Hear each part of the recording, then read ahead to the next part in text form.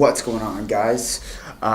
So excited to share this interview with you because in a previous life, so back in 2017, I won Student Entrepreneur of the Year, and it was a scholarship by Sandler Training and Hamish, and that's where I got 99.9% of any of my sales knowledge was from him. Very knowledgeable in that realm, and also super passionate. He is one of the few people that actually got me excited about making a cold call, which sounds odd, but Hamish was able to do that. So excited to share this. I think a lot of you guys are going to get a ton of value from it, where we talk about sales, some of the key things that you need to think about when starting a business, the current economic condition in Alberta and how it pertains to oil and gas and entrepreneurship, amongst other things.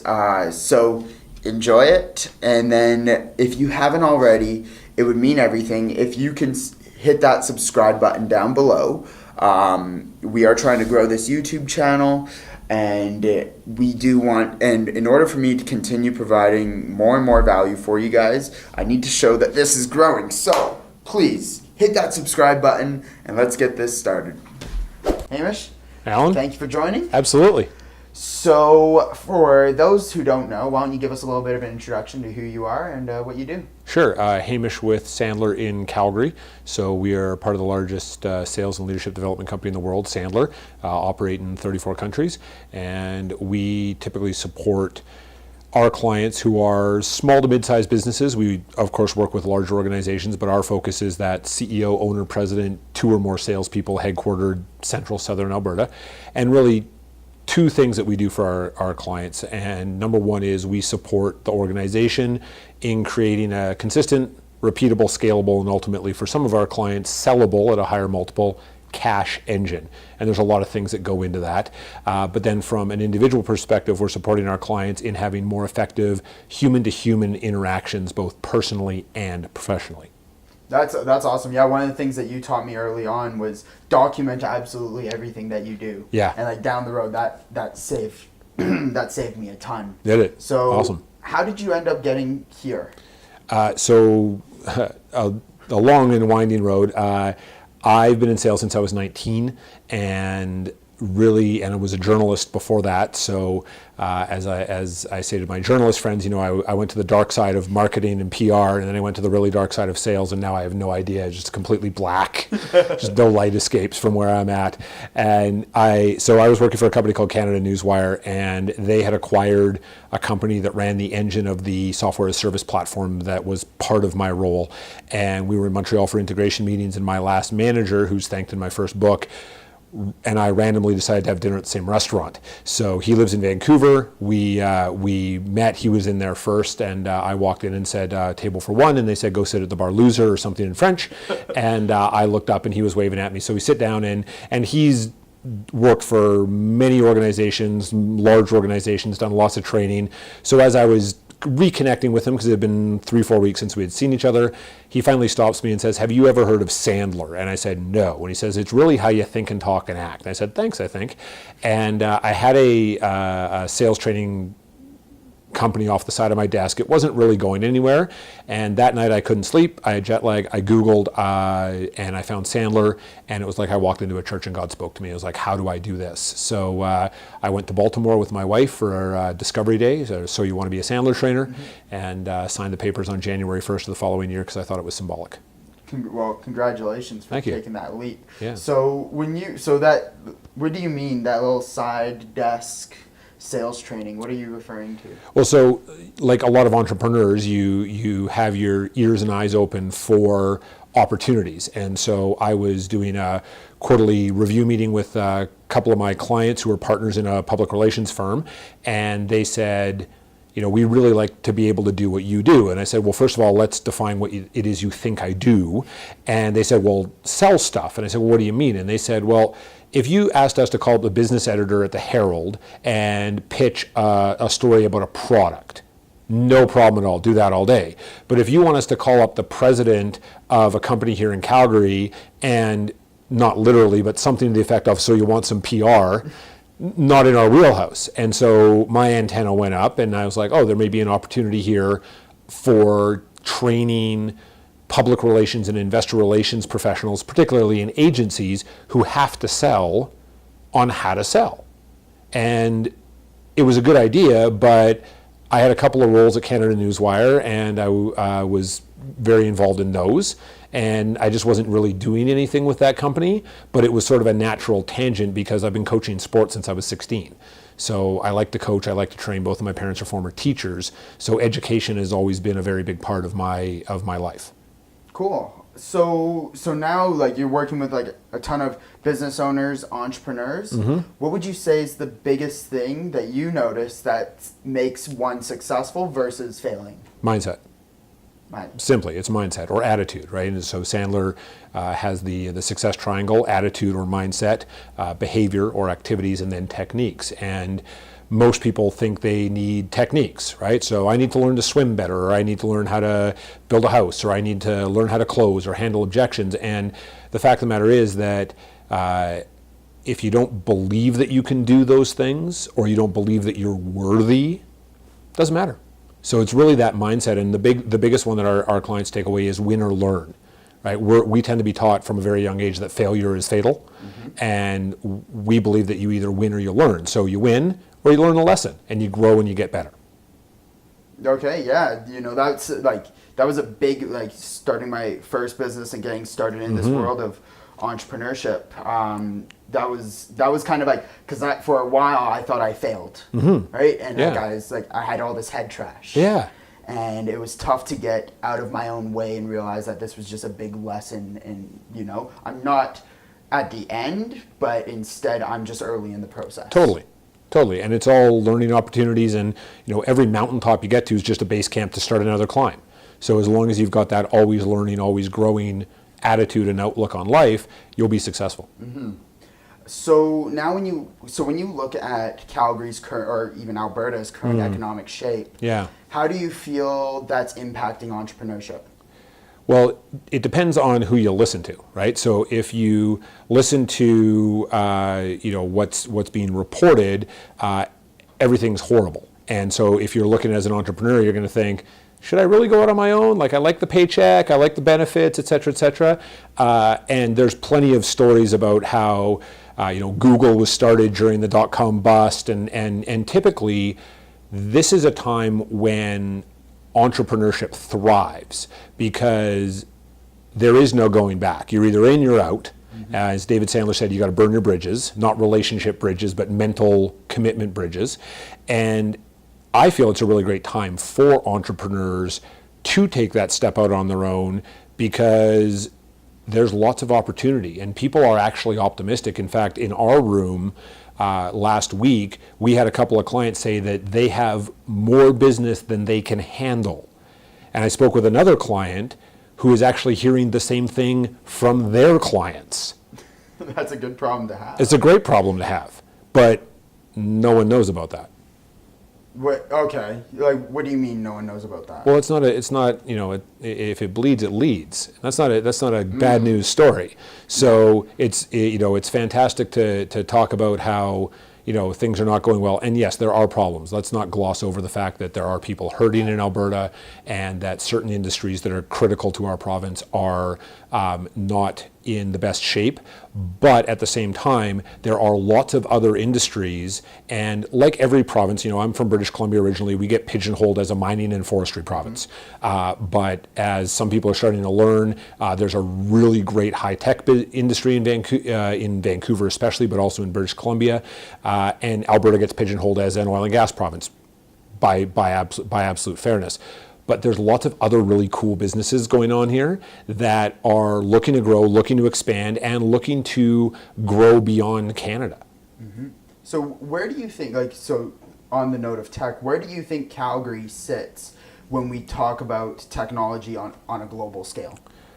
We get glossed over. If we were thinking Canada, I would imagine most people would go first to Vancouver and then probably to Montreal, and then of course Kitchener and Waterloo and the whole rim and the legacy from that as well. But a lot of our clients are involved in tech, right? They're involved in software, they're involved in software as service, they're involved in IoT.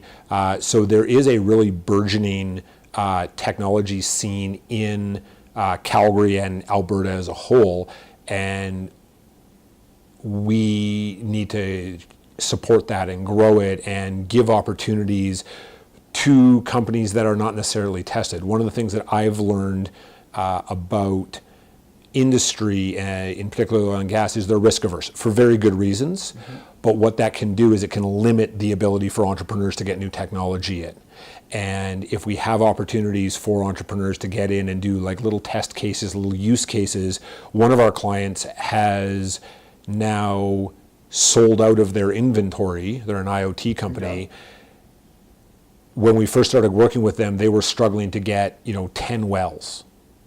And now they're getting whole fields of wells as trials. That's insane. And people say that the oil and gas industry is, well, it's kind of hurting. But. It is hurting, but there are lots of opportunities for entrepreneurs, and especially now we're in this cycle where, you get, to be a bit gender specific, a guy in his truck, mm-hmm. and it is a lot of guys, yeah. But you get a guy in his truck and they start a company, right? Or you have a woman and she's creating a software program to support invoicing and connections between the field. And then they start to grow their business, and then they get connected to another company, and then they do a merger and acquisition, and then they find another company, and they do another merger acquisition, and 5, 10, 15 years from now we've got all these big companies in Alberta who are doing amazing things that are tangentially related to oil and gas, mm-hmm. but they're not beholden to oil and gas, but they started today when everyone thinks that Alberta's dying, yeah. And we're not. So what do you think is the strategy for Alberta to diversify themselves from the energy sector?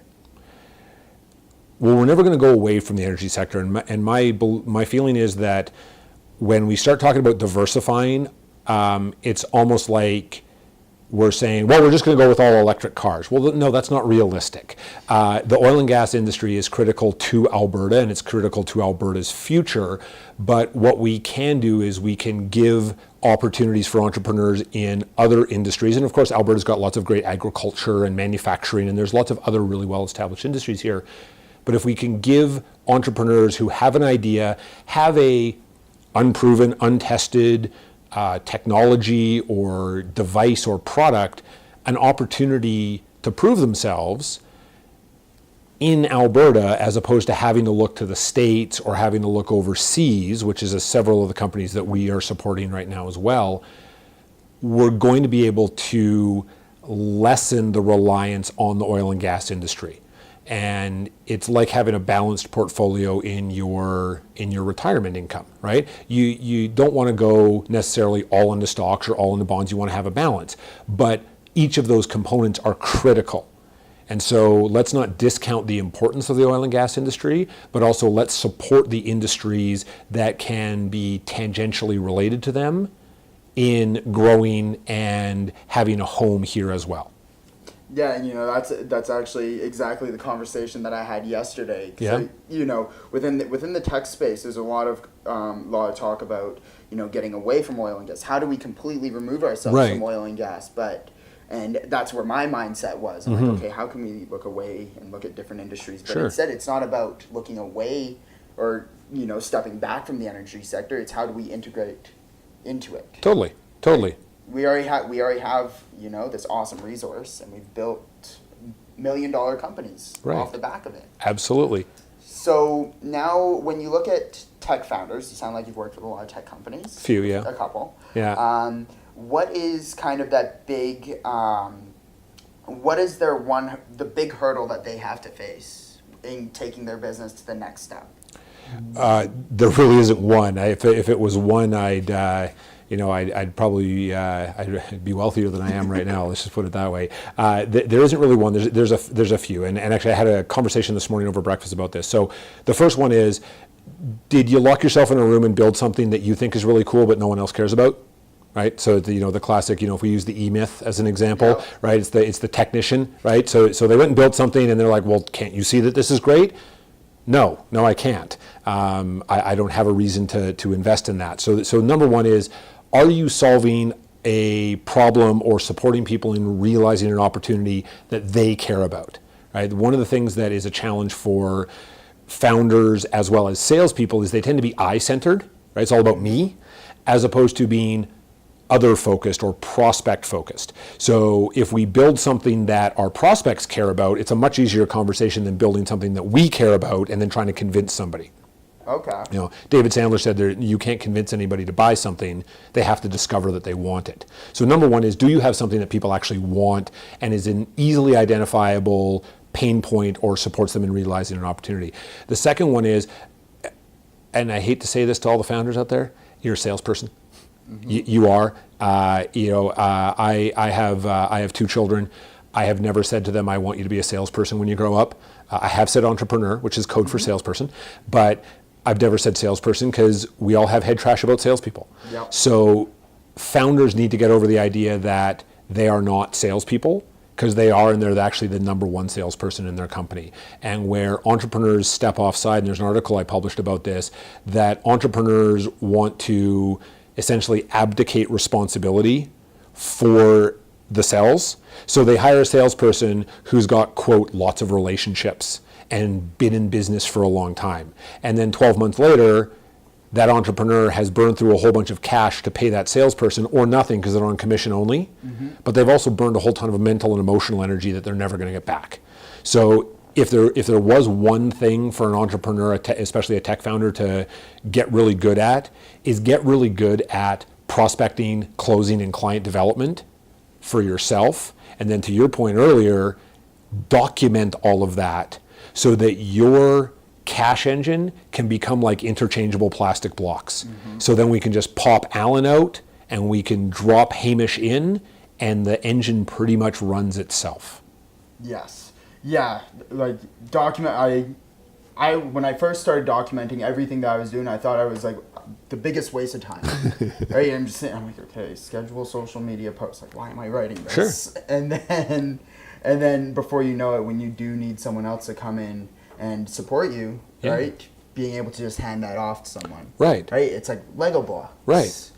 So getting into the kind of, I know we didn't say we were going to talk about this, but getting into the world of prospecting. Yeah. Right? What are some of the things that we can do when starting out, mm-hmm. and maybe even if we're established, to get ourselves, warmed up to the idea of...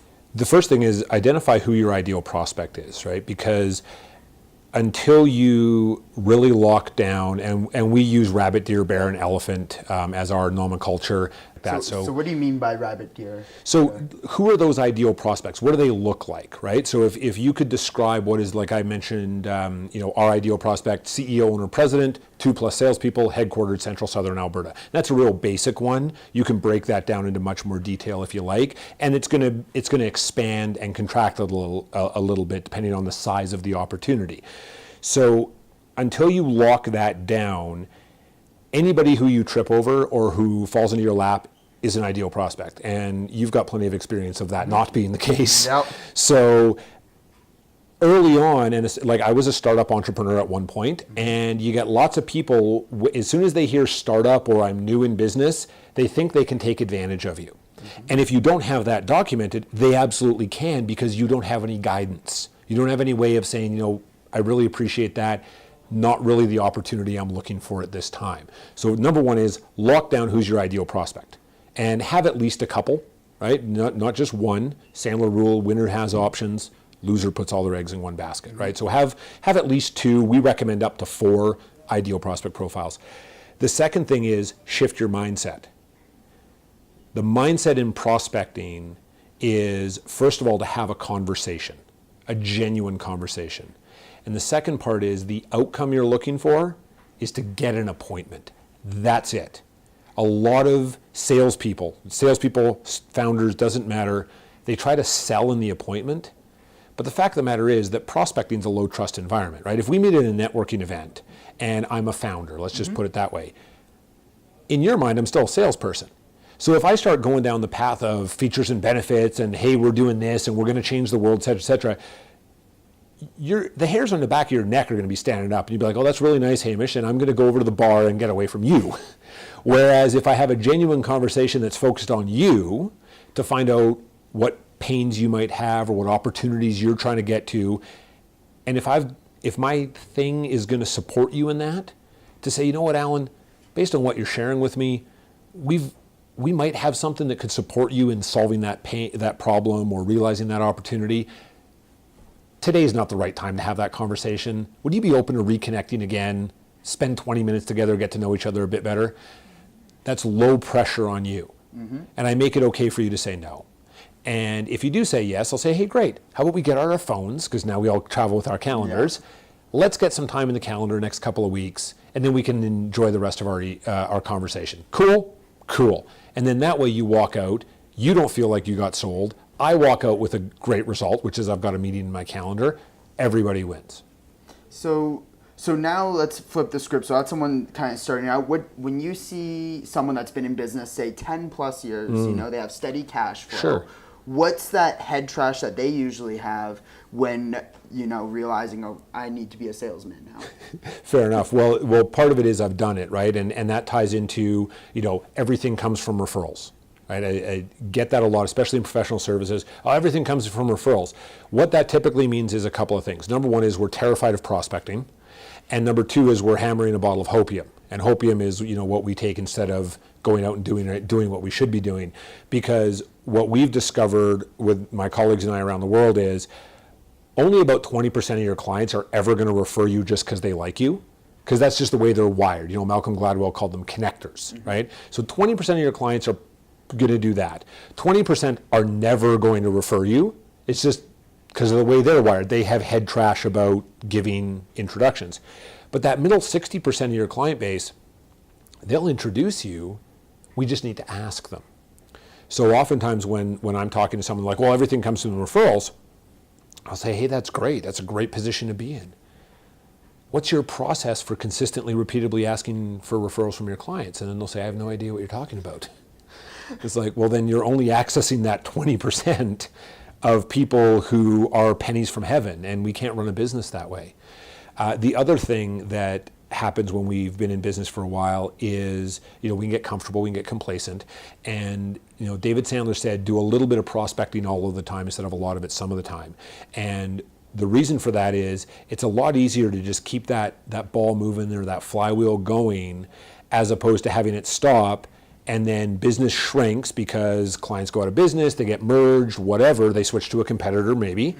And then we go, uh-oh, my cash flow's drying up, I better panic and start doing some prospecting, and then we start sounding desperate.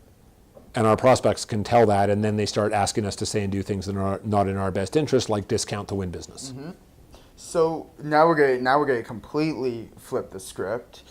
You could have went and started your own sales school, started your own brand from scratch, but Absolutely. Instead you went with a franchise. Yeah. Why was that the case?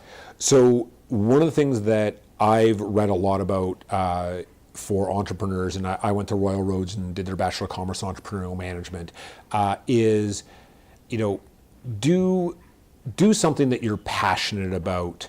And that you maybe have a little bit of experience in, right? So, if your background is, in the trades and you have no connection to the arts, opening a dance studio is probably not going to be a sustainable business for you. Now, that's not 100% of the time, but, it might make more sense for you to open up a business that focuses on the trade that you specialize in.